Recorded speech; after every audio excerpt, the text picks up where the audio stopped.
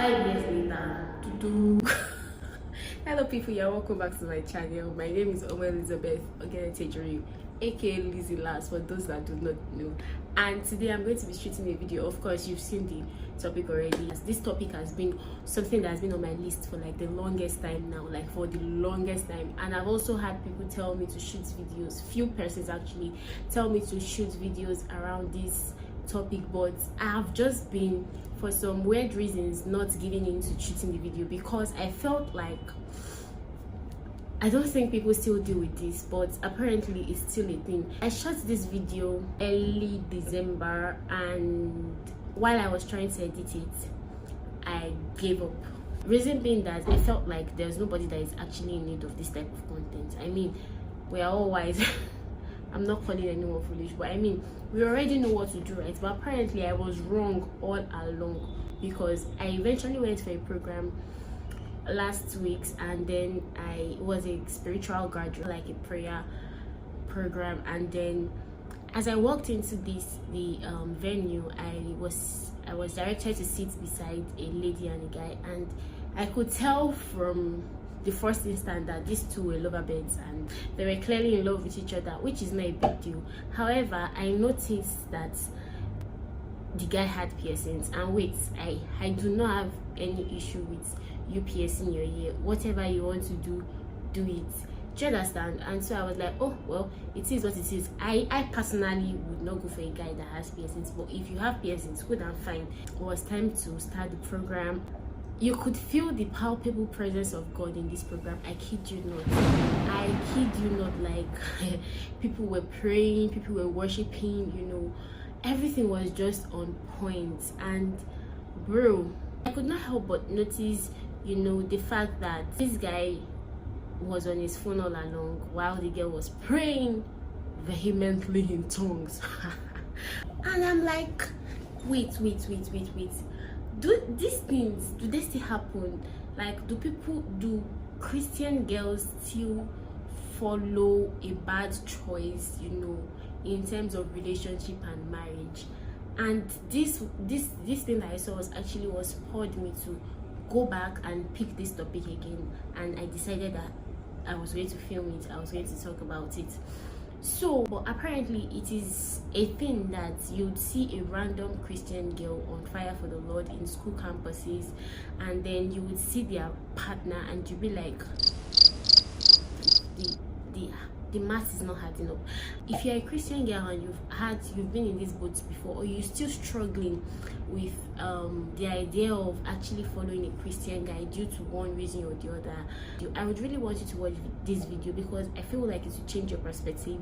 It will help you also. And Christian brothers, you too, you need to watch this video. Everybody must collect.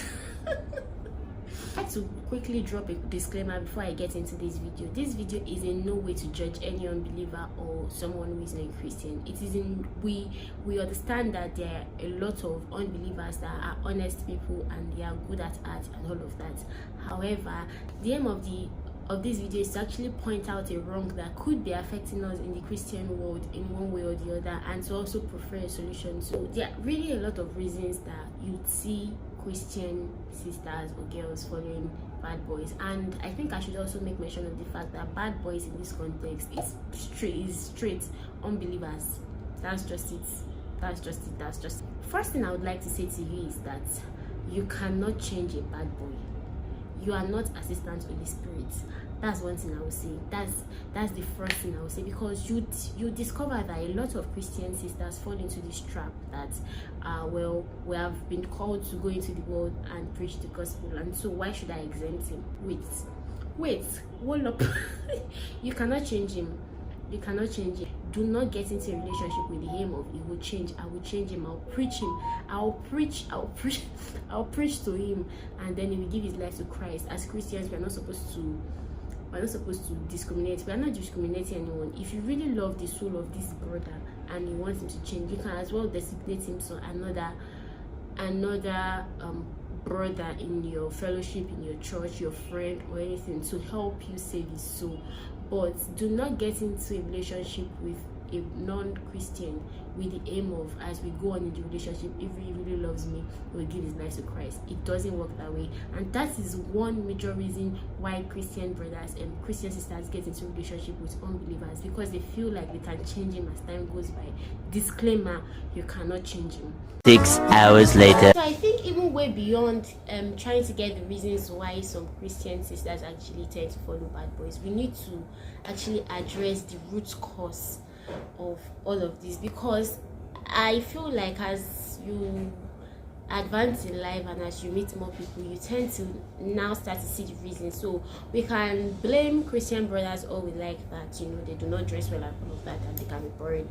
But as a Christian sister also, or a Christian lady, I don't like the fact that I'm using sister, you need to realize that you were bought with a price. You are royalty, you are priceless, and so you cannot even afford to just settle for any kind of a man. Like, do you understand how precious you are? Do you understand the mandates on your life? Do you know that getting married to any kind of person could make or mar your destiny, literally? You need to understand the love of God for you. You need to understand the precious blood that was shed on your behalf, and just ruminate about God's love, and then I feel like it will also help in your decision making process, and also help you to know what you want to go for and what you do not want to go for, which is very obvious. That thing I think is affecting ladies out there is the narrative that has been put out there, like, has been painted in the mind of people. The fact that people think their Christian brothers can be really, really boring, and so they would rather opt for a good guy that is interesting. Our perspective of fun also needs to be checked as a believer. Our perspective of what fun is, what the world is portraying to us as fun, also needs to be scrutinized well. And so we should know that we cannot always go by the definition of the world. Now, I know that there are actually a lot of Christian brothers that actually needs to step up on their game. I'm talking to you. So Christian ladies are actually scared of being trapped in a boring marriage, and that is understandable, because you could see a Christian lady that is on fire for God, fire branded about her father's mission. You need to realize that because she's all of that doesn't make her less of a human, and so she still has human feelings. She still wants to be heard. She still wants to be treated as a baby. She's still a normal human, like she's still a girl. Do you understand? She still has emotions too. And so Christian brothers, let us, this is where I get to address you guys, try to be empathic, be kind as much as you can. I know that you are spiritual and you are spiritually ignited, but then you want to be emotionally intelligent also. You want to know how to handle issues that are not spiritual in a non-spiritual way. I hope you get me. Yes. And also you want to learn to look presentable, look good, smell nice. Do not carry chapped lips walking up and down. It doesn't work that way, guys. Present Christ the way he wants to be presented. Christ is admirable, and you should be too, because you are in his image. I just believe that we have gotten to a place in life that we cannot afford to see our own going into the world to go and choose a partner. So finally, my final note is, Christian sisters, also be very discerning.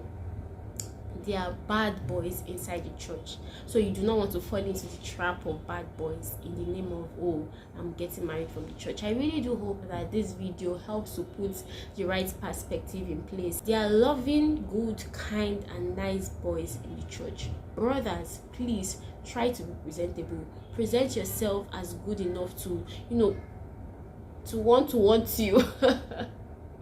And oh yeah, I forgot to mention the fact that God actually mentioned to you that this person is going to be your partner does not mean you have to tell her. You don't have to tell her. I tell you, if you walk up to a lady, these are the things that are scaring them away, really.